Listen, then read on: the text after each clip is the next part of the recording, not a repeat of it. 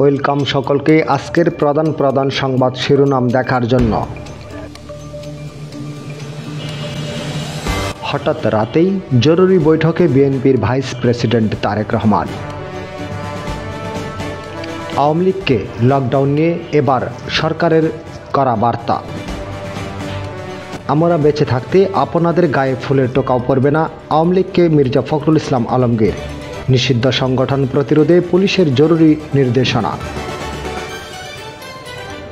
আগামীকালের ঐতিহাসিক মহাসমাবেশ সফল করার আহ্বান গোলাম পরোয়ারের। নাশকতা বা সংঘর্ষের চেষ্টা হলে কঠোর ব্যবস্থা। দলীয় কার্যালয় না থাকায় নিবন্ধন পাচ্ছে না তারেকের দল। জাতীয় নির্বাচন এবং গণভোট ইস্যুতে দ্রুতই জানিয়ে দেওয়া হবে সিদ্ধান্ত, বললেন উপদেষ্টা রিজওয়ানা।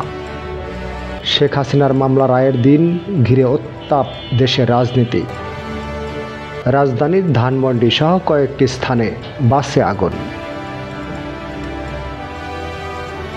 নৌকার সমর্থকরা অসহায়, বললেন মির্জা ফখরুল ইসলাম আলমগীর।